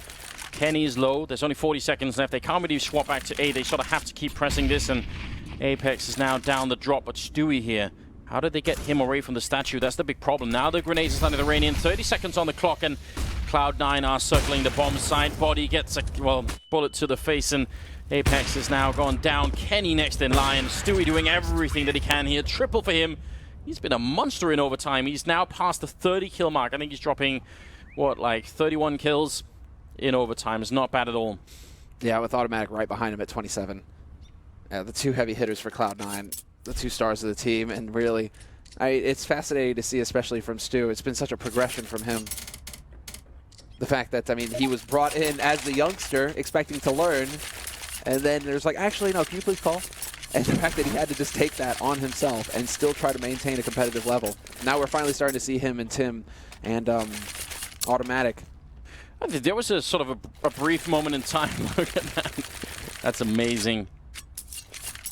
There was a brief moment in time when he made his appearance on the stage first, when people were sort of joking about it. It was sort of, you know, oh, he's just running through smoke. You know, it'll never work on LAN. You know, once he gets into the real competition, he's not going to be able to do any of that. And, right, people aren't making any jokes anymore. That died out real quick when people found out just how powerful a player he is. Second half of the overtime coming at. Cloud9 needs 2 more rounds to win it. G2 needs 3. I could have double OT as well. Always a fun feature. Skadoodle hoping that someone is going to go aggressive, and Shox is on the stairwell but not quite offering himself up. See that angle being covered, that line there. Nothing quite yet, so no risks being taken by G2 at all. No, Apex is the one who's kind of dancing on the edge. But that's just to put down the smoke and buy a little bit more time over here. But that's not where the action is going to be. It's looking like a B hit. Minute left. Automatic making the jump, covering the drop noise with the AK. Nicely timed. And here's the push straight out onto the side through the smoke. And this could get interesting. Body, now he has to worry about 2 angles. Automatic is waiting patiently. Communication is key right here. Shocks in a weird battle. He goes down. Body on the side that's going to get dropped. And now Kenny has to get this next shot to flick us in. And he takes down Stewie. That's a great job. They're in the man lead here, G2. They just need a couple of more kills. And they'll be right back in this game. Apex with a great flank coming in. Nothing doesn't stand a chance. And Skadoodle going to be going down. Kenny with the double. 17-17. They tie it all up. And this game is just too intense right now. I can't believe we're being gifted this. Shoxy with 25 kills, topping the lead right now. And I think he just got tied up with Kenny, in fact. So 25 on either one. This is... what a ton of events this is. It's still possible for Cloud9 to lose this. Look at the impact this is having on their bank right now. Everything getting spent in this next round. 17-17. We're looking for the first team to reach 19 here. And right now, it's going to be a very quick, aggressive play from Skadoodle, or at least he was thinking about it until it turned into a bit of a hothouse, the sauna in there. Apex and Kenny again with the aggressive setup at A long, though. This seems to be standard for them at this point. Thing is, they just don't go for the peak anymore. We used to see CTs, you know, dare to go for the peak towards T-spawn, try and like make some plays over there. It's all just about holding this one angle now, essentially. Yeah, I mean, it just isn't worth it. I think if you go down, Shox getting caught by Shroud again through the smoke, just like in Drop a couple of rounds ago. Shox has got to be furious at this point in time here. 4 versus 5. And being a man down, especially on the B-bomb side, is a catastrophe. He's heard 2 now, NBK. He's heard 2, and so he's been communicating that, and he is going to be ready. Automatic just does not have the angle. So NBK can peel off, and Apex, that's nothing, the kill on nothing on A site, other side of the map. And so now, again, 3 players here for Cloud9 just inching out. They have utility, but they continue to just try and press forward. Shroud will find the headshot on Body. There's the Molotov getting used, but Skadoodle's about to get shot in the back here in just a moment. Yeah, they're getting real close. Oh, Kenny showing his arm. AWP fight without scoping, and Kenny's gone down. It's now a 2-on-2. Skadoodle trying to make it through. Only 20 seconds here, and Shroud, now would be a great time to step it up. He fakes it once, 18 seconds, almost gets Apex through the door. And he's trying again, tapping away. Shroud gets 1. 2 health left on Apex. Oh my god, he's got the triple, he's got the bomb found with 9 seconds left. And Apex is scared right now, hiding behind the rock. He's already been faked out once. Shroud needs a single bullet to do this. But no, Apex gonna steal it back instead. And that will be another round here coming in. The smoke is gonna, or the Molotov is gonna disappear. The defuse is gonna be in. It's gonna be 18 rounds. Again, match point here for G2. It can't get any closer than that. One more bullet, a splinter from that door. If it hits Apex, he's dead. It's unbelievable how close it can get. And there's the timeout from Cloud9. And they get the bomb plant. At least they have that to go with here in the next round. They have the bonus 800. But how close can you cut it? 2 HP left on Apex. And Shroud nearly pulling it off on Cobble. He's so comfortable on this map, it seems, Shroud. I mean, blind shots through the smoke, fair enough. But then when it comes down to clutch situations, it seems like he's finally figuring out how to unlock that potential that's been in him this whole time. But Apex, yeah. Wipe the sweat off your brow. It's not over yet, though. In Cloud9, we saw them do it in regulation where they ran it back and took this match to overtime. Well, now they need to do it once again. 18-17, G2 in the lead. It's just such a powerful round from Shroud. Nearly the quad kill, but just unbelievable. And Apex, he looked like he couldn't believe it either. Kenny's so fired up, he has to stand up. Can't stay seated any longer.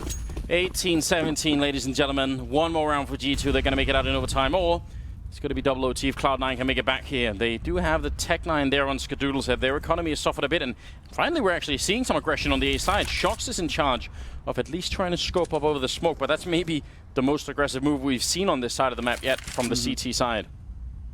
Yeah, it's Kenny with that AWP who's going to be playing the plateau.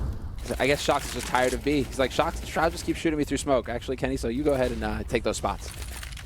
It's nice to be the game leader. It's good to be the king. Damage has already been done to Cloud9 a bit here. And look at this aggression.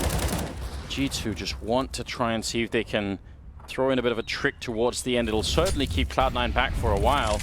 Now they have to be wondering, we heard the footsteps, we heard some shots coming out. What's going on? You start to see Body, NBK, there was a moment's doubt, moment wondering which side they needed to be on, but now it seems like they've got their heart set on that B side. NBK is working his way back over towards A, but Body is now there to set up a trap with Kenny on Plateau. They have, what, one Molotov right now, and it's on Skadoodle. Oh, I just want Kenny to go for the wall bang. Because you can shoot people when they're up there. Stewie and everybody else, they can get fired through the wall. Oh, Apex gets one! And then nanosecond later, he is done. Automatic with the refrag. Kenny trying to get back, but he's flashed. He can't see a single thing, and he's going to be down. Now it's Body taking two big frags, going for the spray, and that's it. 19-17. G2 make it through in overtime against Cloud9. What an incredibly stressful match for everybody involved. But ultimately, it will be G2 made their way through their scoreline now. 2-1 in the groups. They just need one more game. Man, that was everything we could have hoped for and then some. Absolutely. The emotions show it all. I mean, says it all. Cloud9 definitely going to be disappointed with that loss. They could have brought it back. They did bring it back. They could have closed it. And then G2 just, they came out ahead today. And so a very important win here for G2, putting them ahead in the groups, one map away. Definitely see a bit of the disappointment in them, and you can't blame them for that either. They fought very hard to try and close that out. 32 kills on Stewie, 28 on Automatic, and I think there was, what, like 25 or something on Kenny on the other team, so that was the 25 on Kenny and Shox, so those two players, Stewie and Automatic, were really fighting to keep this alive. I mean, yeah, but it's not like the others were lagging too far behind either, you know? Everybody else is in 20 frags. Yeah. Which, I mean, is very solid. And so we were just talking about it, a very even matchup between two teams who have similar firepower, similar star talent, and really just, yeah, at the end it comes down to 2 HP. 2 HP, Anders. Sometimes that's how close it gets. Absolutely unbelievable, isn't it? Well, just some reflection going on here. Automatic wondering, you know, should I've got 40 kills? Would that have been the difference? You know, maybe that should have been the plan. That's only Tab sitting cold. Ooh, yeah. This is a wild game, and you could see why we were saying that both these teams could make the playoffs. They're both looking like it, and luckily Cloud9 aren't out. But they can't lose any more games. They have to know that they're capable of it as well, right? Because both of these teams made the playoffs in Cologne just a week ago. Nearly equal competition. The only real team that wasn't there out of the top tier was Astralis, right? And so you got a good gauge on just where they were at.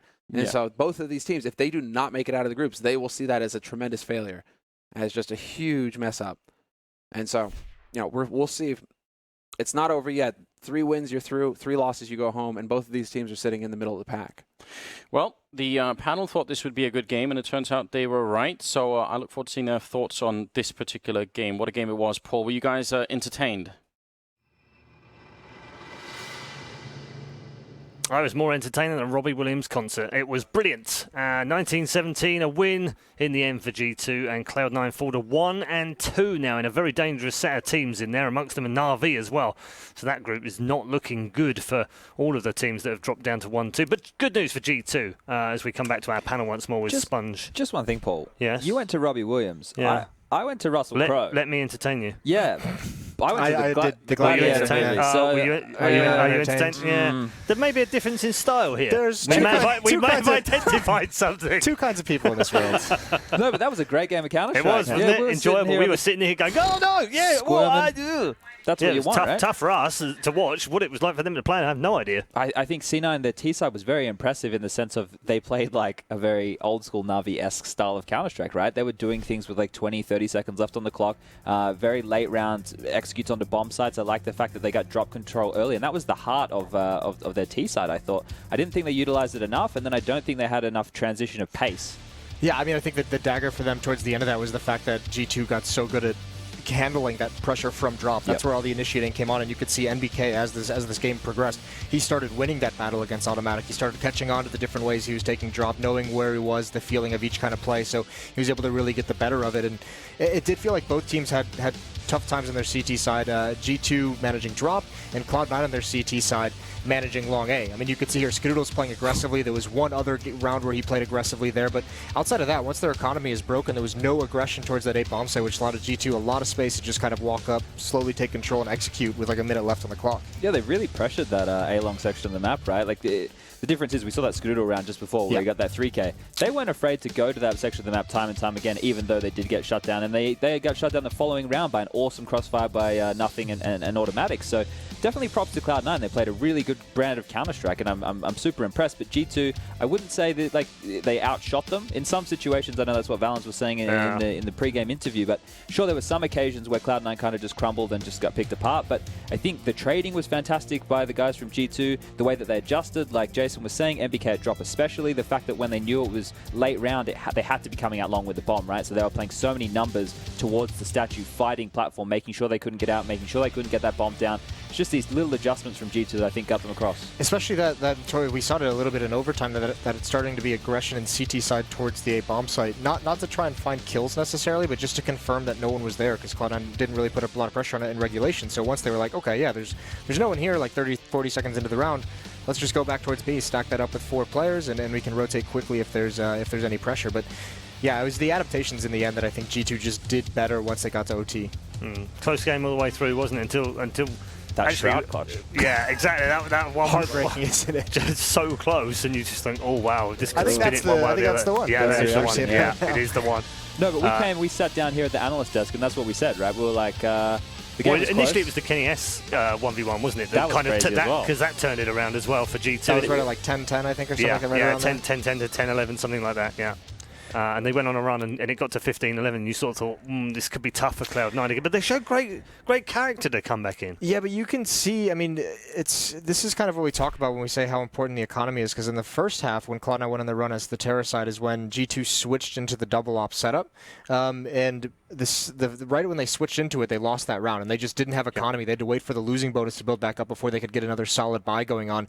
And that's where you kind of see them not able to switch things up and not able to figure out how to handle drop, because you don't have nades, you don't have Molotovs to slow it down, like we saw later on in the half. And then on the reverse side, Cloud9, once they got reset, they didn't touch A halls, and then eventually when they got that losing bonus built up, they switched into the double op setup, and that's what brought them into OT. Stewie was a monster with that off at the big bomb side. He was anchoring, he was paying attention to drop, he was being bait for his teammates all at the same time, and the presence of mind to still be able to get the frags when the execute comes in is insanity from a player that young. All right, let's bring in Nathan. MBK is waiting in the player area to join us. Nathan, welcome to the show, and congrats on the win. Thank you. It looked tough from our point of view. We were sitting here just wincing sometimes at some of the shots that were being pulled off. Yeah. What was it like from your point of view? Definitely a tight game. We're expecting to play Inferno over Cobble. Right. They decided to go for it. We absolutely have no problem on that map to play it, but they came in very, very prepared. So yeah, the game was as tense as it looked like. Yeah, it was all very tight until the end, and then you guys have 4 match points. And you think, well, G2 should close this one out now, and then somehow Cloud9 just kick up another gear.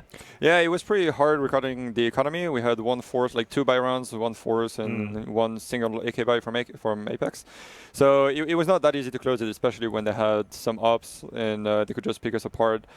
And that's basically what happened during the late stage of the regular time. But yeah, I mean, all in all, it was a tough fight, and you could see with like the tight 1-on-1s that went into our favor. So those close rounds at this level are just deciding the outcome of the game. Yeah, we mentioned a couple of those. Shroud had one, and Kenny had one as well. They just seem to change the tide of the game sometimes, don't they? Well, especially economy-wise. When we win the one that Kenny had at 11-10, we were, I think, double eco behind, or they were single double eco behind as well. So those kind of rounds are like I'm making a game, and that's why we managed to go into overtime and not lose beforehand. Yeah, we saw you celebrate very hard at the end. Was that relief coming out, or what was it? Yeah, for sure. I mean, we feel like the favorite team coming on that map, so we have that pressure. And we had a pretty shaky city side, although we started pretty good.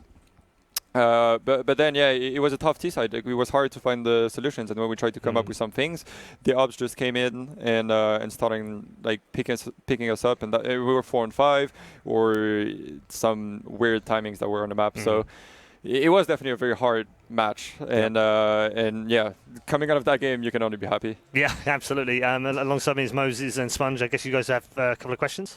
Yeah, just can you speak to a lot of the offense from Cloud9 was towards drop, which you were defending, and I know that's generally considered by pros to be one of the most difficult spots in the game to actually defend.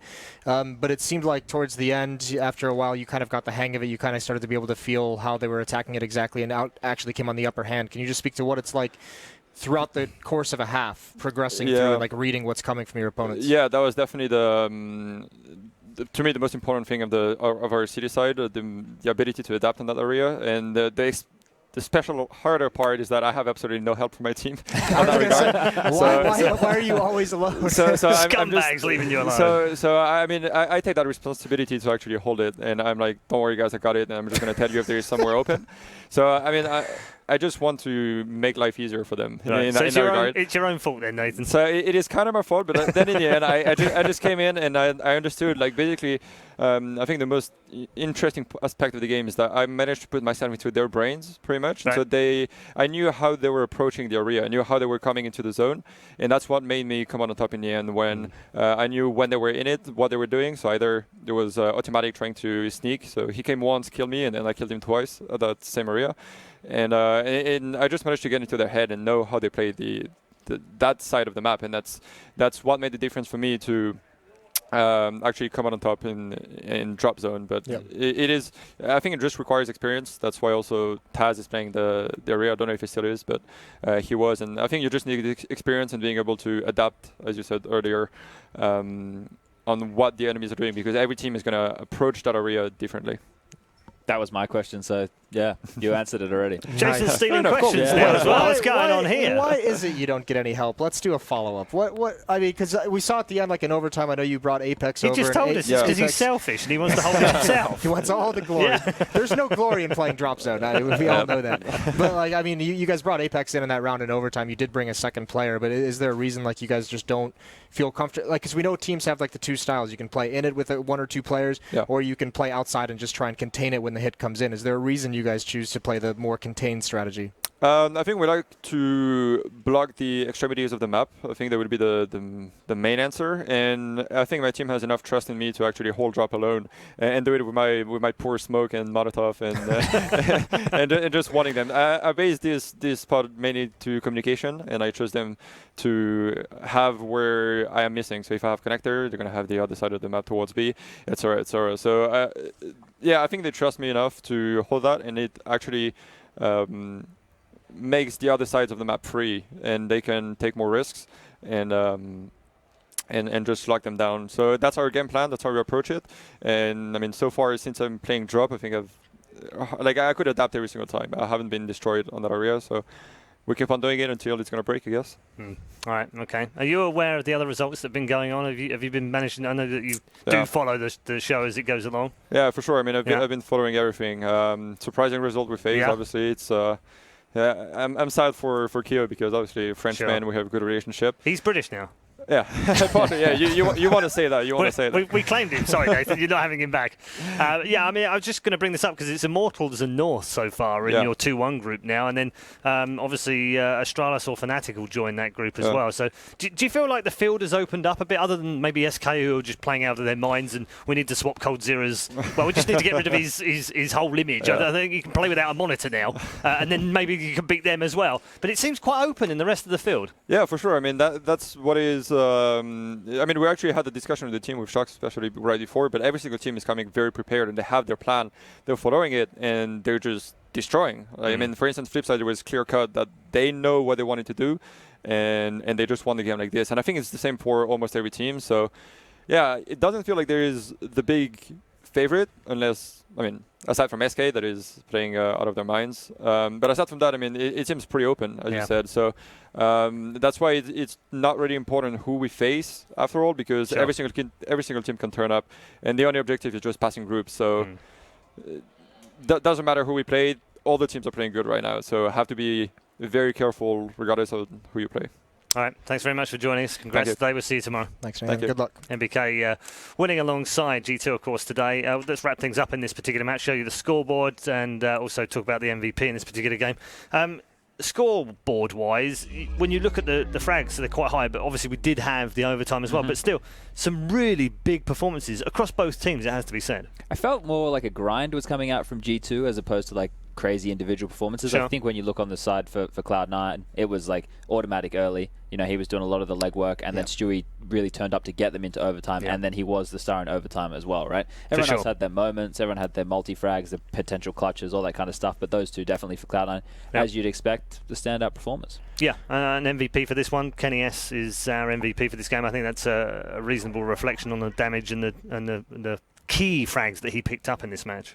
Yeah, I mean, obviously Kenny is a strong player, and with the AWP, I mean, he was pretty versatile with it in the different ways that he utilized it. So, yeah, and like Chet said, it's a grind. So there's not like one standout. I think, you know, for me personally, I also just based on the conversation we just had with NBK, I would have given him a shout for the way that he adapted, because being able to finally manage drop zone was so critical. But yeah, there's a couple answers you could have thrown out on G2, isn't there? Absolutely. Let's just quickly wrap up on this match in terms of Cloud9's performance, because it wasn't a bad performance at all, and I don't feel like they've had a bad performance, but they've ended up in a 1-2 group. And I have to tell you right now, it's with Na'Vi, Mouse, Penta, and Flipside. That's not an easy group of teams to have to win against, because they have to win now. That's the point.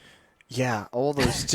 Yeah, he's like, oh god. I was just thinking of all the going through the list. So it's like, let's find an easy one. And it's like even Flipside at this point, you don't want to play after that. And don't forget, one more from Astralis or Fnatic will also join that. God bless. Yeah, this is it's going to be a tough road for them, isn't it? Yeah, that's the unfortunate thing, because they have played well. You know, outside of getting to overtime against G2, close match, and either of those one-on-ones go a different way, that could have been a different result, and they could have been an easier portion. But yeah, now nothing left. I mean, it's the major, backs against the wall, right? Absolutely. Every team, as Nathan said, every team is a great team here, and they're all in good form and they're all playing well. So all to play for our teams. We're going to move into our final 1-1 game next. It's Astralis versus Fnatic. Old champs versus new champs, both searching for a bit of form, and also both searching for their second win at the PGL Major. We'll see you after the break.